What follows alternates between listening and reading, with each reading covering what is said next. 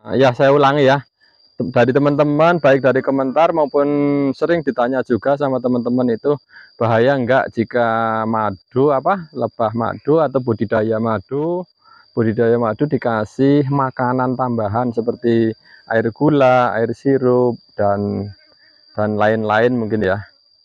Ya, kalau ngomong bahaya dan tidak, tentunya tidak toh. Kalau ngomong boleh dan tidak, ya boleh-boleh aja kita yang ternak. Kita yang budidaya, kita yang ngasih makan ya boleh, tapi ada tapinya teman. Nah, kalau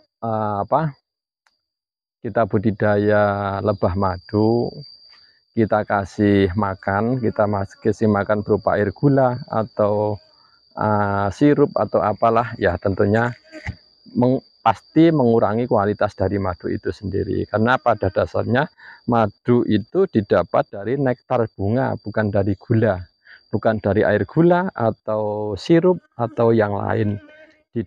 Madu itu didapat dari nektar bunga yang dikumpulkan oleh lebah, diminum oleh lebah, difermentasi dalam perutnya, terus dikeluarkan lagi untuk cadangan makanan larvanya. Pada dasarnya seperti itu. Nah, kadang-kadang juga ini ya, mohon maaf ya, ini nggak bermaksud kami menyinggung yang sering ngasih makan lebah, enggak. Ini cuma sekedar berbagi aja. Nah, kadang-kadang memang ada beberapa peternak yang tentunya sudah jumlah besar ya teman-teman, udah ada ratusan kotak, itu memang dikasih makan teman-teman, seperti air gula, terus dikasih makan kayak semacam pasta dari buah-buahan, dibuatkan pasta dari buah-buahan itu, setahu saya seperti itu. Dan ada juga yang dikasih sirup atau apa itu. Nah, itu ya nggak apa-apa, tapi memang kualitas dari madunya itu sendiri juga berkurang teman-teman, karena dia dihasilkan tidak dari nektar bunga. Tapi itu kalau misalkan ngasih makannya memang sengaja untuk produksi madu. Tapi gini teman, ada kalanya memang kita budidaya lebah madu memang harus dikasih makan. Di saat-saat tertentu kita harus ngasih makan lebahnya pas waktu paceklik ya. Pas waktu langka, tidak ada bebungaan, atau pas hujan terus menerus. Nah, tentunya kalau hujan terus menerus, walaupun ada bunga, banyak bunga, pertama bunganya juga kena air hujan, terus dia mau keluar nggak bisa, mau terbang nggak bisa, akhirnya dia berdiam diri di sarang karena dia nggak bisa keluar, dia nggak bisa nyari, akhirnya kelaparan di dalam. Jadi di saat-saat itu sering peternak ngasih ngasih ngasih makanan tambahan berupa air gula atau sejenisnya. Nah, kalau memang seperti itu, kita ngasih makan tambahan untuk ternak kita, nggak apa-apa, asalkan tidak untuk produksi madu ya teman-teman. Ya saya garis bawahi ya, kita nggak apa-apa ngasih makanan tambahan buat ternak kita, buat buat budidaya lebah kita, nggak apa-apa. Tapi saya garis bawahi ya, ada tapinya ini, tapi itu hanya sekedar untuk menjaga kelangsungan hidup si lebah, karena di suatu daerah baru terjadi paceklik, nggak ada nektar bunga, nggak ada bebungaan yang tumbuh, mungkin di pas kekeringan sehingga tidak ada bunga, atau juga pas musim hujan, pas deras-derasnya hujan. Kadang-kadang di tempat kami 3 hari berturut-turut hujan terus. Nah, itu menyulitkan si lebah untuk mencari makan. Nah, di saat-saat seperti itu bisa dikasih makan, karena untuk untuk bertahan hidup, untuk kelangsungan hidup si lebah pekerja itu sendiri. Tapi kalau dengan tujuan kita ngasih makan lebah agar produksi madunya lebih banyak, nah itu teman-teman, itu jangan sampai seperti itu. Otomatis kalau terjadi seperti itu, madu yang dihasilkan pun kualitasnya akan jauh berbeda. Kalau ini gula yang dikasihkan, air gula, Maksudnya gula bukan kadaluarsa atau apa, tetap bagus saja. Tapi kan kualitas dari madunya yang seharusnya dia menjadi obat, fihi sifaul linnas, tapi tidak, karena dia bukan diambil dari nektar bunga, melainkan dapat dari empunya peternak yang dikasihkan gula, kasihkan makanan berupa gula. Nah, itu saya garis bawahi lagi, kalau memang kita ngasih makan tujuannya untuk bertahan hidup si lebah itu sendiri karena waktu paceklik, itu nggak apa-apa, sekedarnya saja, asal dia bisa bertahan, dia tidak pindah, dia tidak minggat, dia tidak mati. Kita kasih makan, kita suplai makanan biar sambil nunggu di waktu musim bunga, itu enggak apa-apa. Tapi nah, ini kadang-kadang menjadi celah pembudidaya atau peternak, karena kepingin produksi madunya banyak, oke lah, kasih makan tambahan berupa air gula dan sejenisnya, akhirnya dia bisa mendapatkan keuntungan yang lebih. Karena apa? Karena produksi madunya banyak, tapi hati-hati, itu bukan murni dari nektar bunga. Kalau dibilang itu madu asli apa tidak? Ya asli, wong itu keluar dari perut lebah.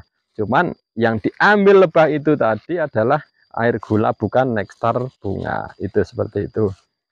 Mohon maaf ya teman-teman, saya tidak bermaksud untuk menyinggung dari teman-teman yang mungkin ada yang mengambil celah itu, tapi enggak. Ini cuman edukasi aja. Nah, di dalam ini ya, di dalam apa namanya, dunia perlebahan itu sudah maklum, sudah semua paham ya. Itu ada istilahnya madu SOS, teman-teman. SOS itu kepanjangan dari sirupan oplosan sintetis atau sintetis oplosan sirupan. Nah, dalam dunia madu itu ada namanya istilah madu SOS. Sirupan, sintetis, oplosan, sirupan. Sintetis pertama. Madu sintetis itu aslinya bukan madu dari air gula atau sejenisnya, apalah, yang jelas bukan madu. Memang direkayasa dibuat seperti madu sehingga mirip sekali dari sifatnya, dari rasanya, dari apa-apanya lah pokoknya. Apa tahu sekarang yang nggak bisa dipalsukan, semua bisa dipalsukan. Dibuka ngegas bisa dipalsukan. Bau sudah berbagai cara bisa disiasati. Apa bisa disiasati? Nah, itu yang sintetis, tidak ada unsur madu sama sekali. Akhir-akhir ini ada berita di Tangerang atau di mana lah, pokoknya di Jawa Barat itu ketangkap sudah 4 generasi dia memproduksi madu sintetis dari berbahan dasar gula, yang gula reject, gula keluaran pabrik yang jelek itu. Tapi dimanipulasi, direkayasa sehingga mirip sekali madu. Pokoknya kelasnya pengkonsumsi kemungkinan masih bisa tertipu. Itu ya teman-teman. Terus yang kedua itu adalah madu oplosan. Oplosan itu mungkin dari madu murni 50%, terus dari air gula atau apa 50% dioplos. Nah, itu oplosan biasa. Itu masih lumayan, itu masih mendingan karena masih ada unsur madunya berapa persen. Nah, tapi ya tetap nggak baik juga. Tapi kan masih ada madu mungkin 50%, terus cairan yang lain, entah gula entah apa 50%, itu namanya madu oplosan. Paham ya teman-teman? Terus ada lagi madu sirupan. Nah, madu sirupan itu yang saya sebutkan tadi ya. Jadi memang di situ ada celah buat peternak yang memang peternak itu males atau tergiur dengan keuntungan yang banyak. Jadi biasanya peternak-peternak yang sudah memang kelasnya besar ya, udah ratusan kotak, 500, 700, bahkan sampai ribuan kotak, itu memang kadang-kadang bisa menjadi celah mereka bagi yang tidak jujur, mereka yang tidak jujur. Jadi standarnya budidaya itu memang kita kalau sudah banyak, seperti kayak di melifera ya, biasanya kan yang banyak, kelasnya banyak itu melifera. Biasanya digembalakan ya, mungkin di Bandongan musim bunga kelengkeng, di sana bunga rambutan, mungkin di Pati bunga randu, bawa ke sana, kirim ke sana. Nah, akhirnya di sana digembalakan sesuai dengan caranya dia, prosedurnya dia, di sana mencari makan. Pas ketika sudah musimnya bunga sudah selesai, baru diambil bawa pulang lagi, seperti itu. Nah, memang bisa dikasih makan pas ketika musim paceklik, di rumah nggak ada bunga-bunga yang tumbuh, kasih makan dengan tujuan untuk bertahan hidup. Tapi ada kalanya memang peternak yang nakal ya teman-teman. Jadi dia nggak mau susah-susah untuk menggembalakan ke sana kemari dengan biaya besar. Biayanya besar itu teman-teman. Sekali menggembala itu mesti puluhan juta, bawa ke sana untuk membawa kotaknya, misalkan ada 200 kotak, udah berapa truk aja itu dibawa ke misalnya Dirahpati lagi musim bunga randu, kirim ke sana. Di sana berapa hari, misalnya setengah bulan nunggu di sana, terus ngontrak lahannya juga banyak biaya. Nah, kadang-kadang bagi pembudidaya atau peternak yang kurang jujur atau tidak jujur atau nakal, nah itu cukup didiamkan di rumah saja, udah kasih makanan setiap hari, mungkin dari air gula atau air apalah yang saya nggak tahu, karena saya juga nggak seperti itu. Jadi, nah di situ menghasilkan madu, tapi madu itu namanya madu sirupan. Kalau ditanya asli nggak mas madunya? Asli, ini saya ambil dari sarang, dia keluar dari perut lebah, tapi tidak diambil dari nektar bunga, melainkan memang kasih makanan setiap hari.